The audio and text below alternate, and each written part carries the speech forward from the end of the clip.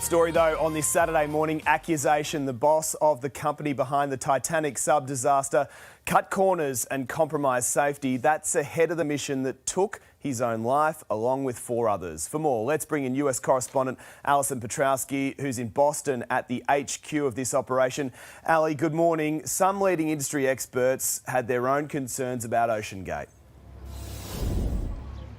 Yeah, and we've been hearing all week, Clint, about 2 former employees that had already voiced their concerns about this. But now leading experts, people in the industry, had voiced concerns about the thickness of the hull in the Titan sub. Some felt like they were pushing the envelope with this, cutting corners when it comes to safety. This morning, an email has resurfaced from 2018 where a leading deep sea exploration expert, a man named Robert McCallum, begged Stockton Rush, the CEO of OceanGate, not to use the Titan sub anymore. In that email, Clint, he said, "I think you are potentially placing yourself and your clients in a dangerous dynamic. In your race to the Titanic, you are mirroring that famous catch cry, 'She is unsinkable,' to which Rush responded, 'We have heard the baseless cries of you are going to kill someone way too often. I take this as a serious personal insult.'" Now, Clint, we do of course know that Stockton Rush died on board the Titan submersible. One man coming to his defence today is the co-founder of OceanGate. I had absolutely full confidence in Stockton, in the design of the sub and his ability to engineer it, and most importantly, to take it through a rigorous test program. So I had absolutely no qualms with it. What I do have qualms with is the fact that so many of us, in a rush to get answers to our questions, are starting to speculate without waiting for all of the data. The Canadian Transportation Safety Board has launched a formal investigation into the tragedy this morning, and as we mentioned a little earlier, we are seeing remotely operated vehicles doing a second sweep of the debris site, Clint, to see if they can bring up debris to the surface, which may shed light on the tragedy. Ali, thank you. Time now for our weekend cover story. It's certainly one that's captivated the world this week, the race to find that missing sub near the site of the Titanic. Jane takes us through the timeline of this unprecedented multinational operation. On Saturday evening local time, Sunday morning in Australia, British billionaire and adventurer Hamish Harding, one of those aboard the submersible, posts online. A weather window has opened up and we're going to attempt a dive tomorrow. At midday on Sunday, the Titan sub started what should be a 2-hour descent to the Titanic wreck in the Atlantic Ocean. The vessel has 96 hours of oxygen supply from the time it is sealed. 1 hour and 45 minutes into that journey, communications with the sub are lost.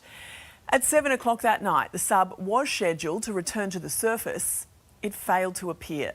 The Coast Guard was notified, triggering a major international search operation. On Tuesday, we learned more about the 5 people on board, including OceanGate CEO Stockton Rush. Weekend Today spoke to him last year in what would be one of his last Australian interviews. What draws me back is watching this artificial reef develop on the deep ocean, and then what's around it. When we go to find it, we don't land right on the Titanic. We land near it, and you see just weird creatures, little animals that burrow in the seafloor and make perfect circles with 6-inch spaced holes, and we don't know what they are. And so I love the undiscovered and the unknown. Noises reported to be banging sounds were detected over several hours by a Canadian aircraft on Tuesday as remotely operated vehicles joined the frantic search. Then yesterday Australian time, hopes of a miracle were dashed, with debris from the missing sub found almost 500 metres from the bow of the Titanic wreck. Officials confirming the debris was consistent with loss of the pressure chamber and a catastrophic implosion. There were no survivors. Okay, for the latest on this, let's bring in Maximilian Kremer, the Director of Ocean Technology Group at the University of Hawaii. Maximilian, thanks so much for your time. This wasn't the miracle we were all hoping and praying for. What are the next steps in this investigation? Well, yes, indeed. Certainly a huge hit for the tight-knit deep submergence community, no matter where you stand on the issues that may develop in the aftermath of this. I believe that the next steps should, and they are actually underway, be to very carefully map the debris field in great detail and then gather up every last shred of debris that can possibly be brought up, so that in a follow-up investigation, the vehicle can possibly be mapped out on land or in a hangar, so that maybe some expert eventually can figure out what exactly happened. So we're desperate to know what caused this implosion. How long do you think that process will take? There's no telling. I mean, it really depends on the amount and the speed of with which resources can be made available. If anything, like an aircraft disaster in the ocean is an example, it can probably take on the order of a year or so. Maximilian, it's a question that's really hard to ask, but it's something we're all intrigued about and wondering. Would those on board have known exactly what was about to happen? Certainly in the realm of speculation.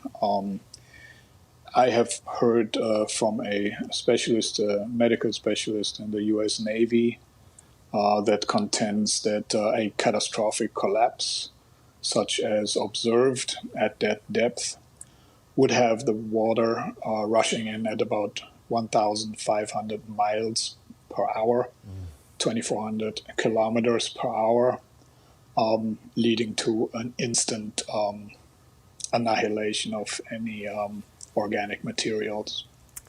So that specialist was saying that if that in fact was what happened, the human sensory apparatus would be unable to resolve this time and have any forewarning or reaction. What about the design then of the Titan sub hull? Many say it was risky. What are your thoughts? That is my understanding, and I am part of that, is the consensus within the community that it was an experimental design. The vehicle was designed and constructed without regulatory oversight. And many of us have warned and voiced concerns about the structural integrity of this design. Given those concerns this morning, Maximilian, what should be done in the short term? Surely expeditions like this should be immediately halted until a cause is found. Well, I mean, one would have to qualify what does it mean, expeditions like this. There are quite a few privately sponsored operations in the world with perfectly certified and well-designed submersibles diving all over the place, go down to, say, 1,000 meters or 1,500 meters or so. Then you have, of course, the limiting factor operation, Triton submersibles, that go, also privately sponsors, that go down to the Challenger Deep, have done so multiple times, and they were designed and built in perfect keeping with very rigorous oversight and standards. I guess it's hard to regulate though, right?